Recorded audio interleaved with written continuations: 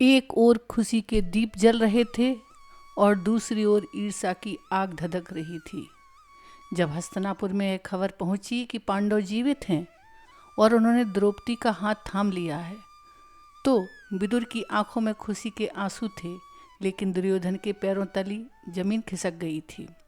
गर्भनाल की इस विशेष कड़ी में आज हम देखेंगे राजनीति और कूटनीति का वह मोड़ जिसने कुरुवंश को दो हिस्सों में बांट दिया।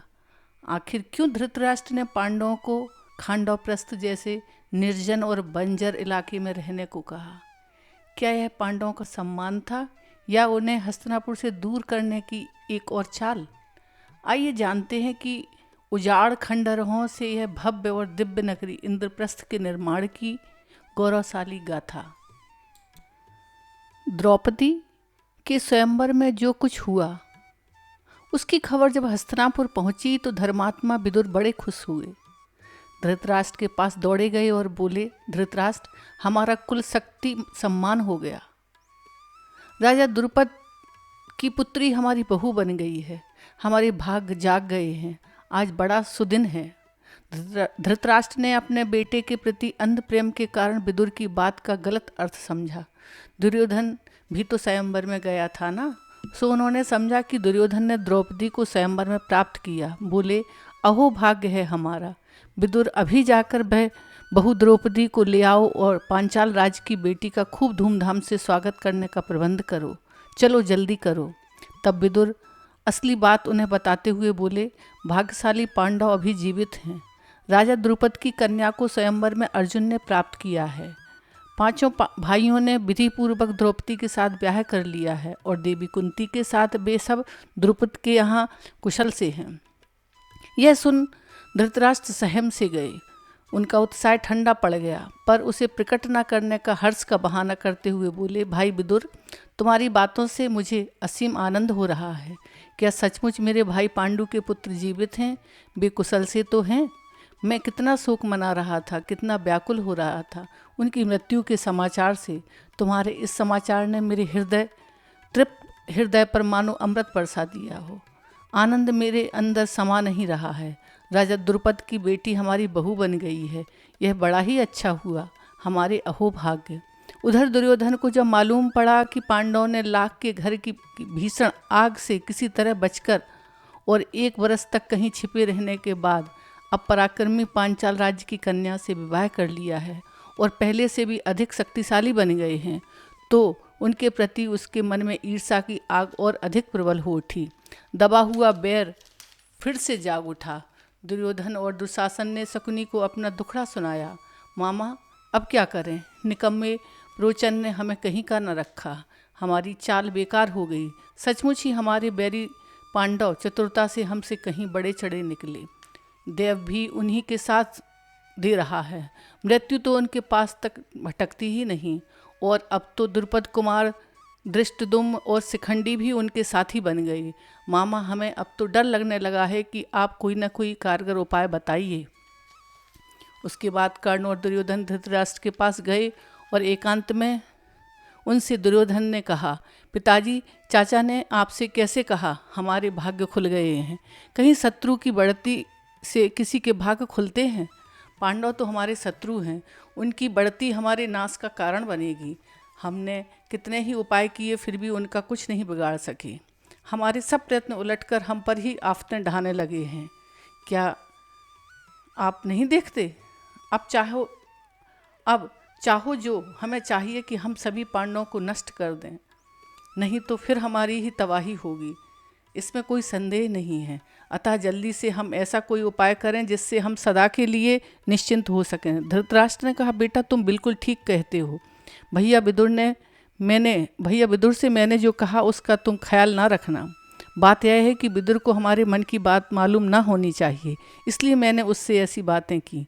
तुम ही बताओ अब क्या करना चाहिए। दुर्योधन ने कहा, मुझे तो चिंता का कारण आगा पीछा कुछ भी नहीं सूझता। मेरी बुद्धि ठिकाने नहीं है। कभी कुछ सोचता हूँ, कभी कुछ, फिर भी जो सूझता है आपको बताता हूँ, सुनिए। पांडव 5 भाई एक माँ के बेटे नहीं हैं। इस बात का लाभ उठाकर माद्री और कुंती के बेटों में किसी तरह फूट डाली जा सके। एक दूसरे के विरुद्ध उफाड़ा जा सके तो हमारा काम बन सकता है। यह उपाय तो यह है। इसके अलावा राजा द्रुपद को भी धनादि देकर अपने पक्ष में कर लेने का प्रयत्न किया जा सकता है। द्रुपद में और पांडव में केवल यही संबंध है कि उनकी बेटी से उन्होंने ब्याह कर लिया है, पर यह नहीं कहा जा सकता कि केवल इसी बात के लिए राजा द्रुपद हमारी मित्रता अस्वीकार कर देंगे। धन में वह शक्तिशाली हैं जिससे असंभव भी संभव धन वह शक्ति है जिससे असंभव भी संभव बन जाता है। दुर्योधन की इस बात को कर्ण ने हंसी में उड़ा दिया।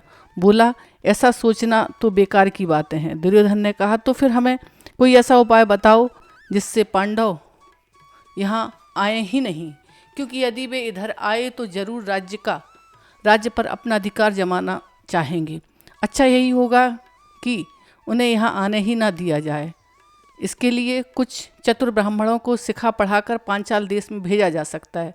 वहाँ जाकर वे तरह तरह की अफवाहें उड़ाएं। पांडवों के पास हमारे आदमी एक एक करके भिन्न भिन्न रूप से जाएं और उनसे कहें कि हस्तिनापुर जाने से उन पर विपत्ति आने की संभावना है। इस तरह पांडवों के मन में भय पैदा किया जाए तो वे यहाँ लौटना नहीं चाहेंगे। दुर्योधन की इस युक्ति को भी कर्ण ने ठुकरा दिया। फिर दुर्योधन ने कहा, अगर यह ना हो सके तो फिर द्रौपदी द्वारा पांचों भाइयों में फूट पैदा कराई जा सकती है। प्रचलित रीति और मानव स्वभाव के विरुद्ध एक स्त्री से 5 आदमियों ने एक साथ विवाह कर लिया है। इसको निभाना बड़ा कठिन काम है। इससे हमारा काम भी आसान हो सकता है। कामशास्त्र में के निपुण लोगों की सहायता से पांडवों के मन में एक दूसरे पर तरह तरह के संदेह उत्पन्न किए जा सकते हैं। मेरा विश्वास है कि इससे हमारा काम अवश्य बन सकता है। कुछ सुंदर युवतियों द्वारा कुंती के बेटों का मन भी फेर लिया जा सकता है, जिससे उसके चाल चलन पर स्वयं द्रौपदी को शंका हो जाए। अगर ऐसा हो जाए तो स्वयं द्रौपदी का मन उनकी तरफ से हट जाएगा। यदि किसी एक पांडव के प्रति द्रौपदी का मन मैला हो जाए तो पांडव को चुपके से हस्तिनापुर ले आया जाए और फिर कुछ कराना हो उसके द्वारा किया जा सकता है। इस पर भी कर्ण को हंसी आई। उसने कहा, दुर्योधन तुम्हें उल्टा ही सूझा करता है। चाल चलने और प्रपंच रचने से पांडवों को जीतने की आशा व्यर्थ है। जब वे यहाँ पर थे तब उन्हें अनुभव ही क्या था। तब तो वे उतने ही निसहाय थे जितने पंख उगने से पहले पक्षी के बच्चे होते हैं। तब उस निसहाय अवस्था में भी तुम उनको अपनी चाल में न फंसा सके तो अब बात कैसे हो सकती है। अब 1 साल बाहर रहने और दुनिया देख लेने से उन्हें काफ़ी अनुभव प्राप्त हो चुका है।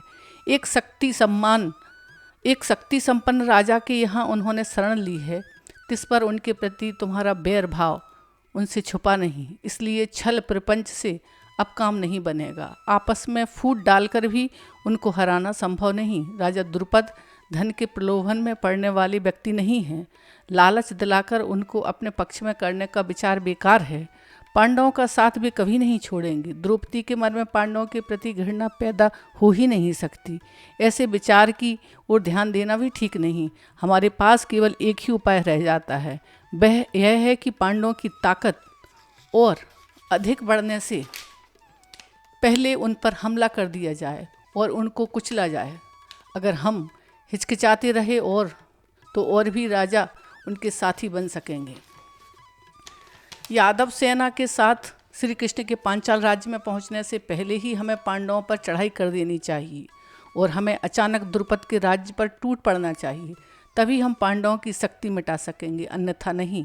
मैदान में जौहर दिखलाना और अपने बाहुबल से काम लेना यही क्षत्रियोचित उपाय है। कुचक्र रचने से काम नहीं बनेगा। कर्ण की तथा अपने बेटों की परस्पर विरोधी बातें सुनकर धृतराष्ट्र इस बारे में कोई निश्चय नहीं कर सके। वे पितामह भीष्म तथा आचार्य द्रोण को बुलाकर उनसे सलाह मशवरा करने लगे। पांडु पुत्रों के जीवित रहने की खबर पाकर पितामह भीष्म के मन में भी आनंद की लहरें उठ रही थीं। धृतराष्ट्र ने उनसे पूछा, पितामह, खबर मिली है कि पांडवों के पुत्र जीवित हैं और पांचाल राज्य के यहाँ कुशल से हैं। अब उनका क्या किया जाए। धर्मात्मा और नीतिज्ञ भीष्म ने कहा, बेटा, वीर पांडवों के साथ संधि करके आधा राज्य उन्हें देना ही उचित है। सारे देश के प्रजाजन यही चाहते हैं और उन्हें खानदान की इज्जत रखने का यही उपाय है। और खानदान की इज्जत रखने का यही उपाय है। लाख के भवन से जल जाने के बारे में नगर के लोग तरह तरह की बातें कर रहे हैं। सब लोग तुम्हें ही दोषी ठहरा रहे हैं।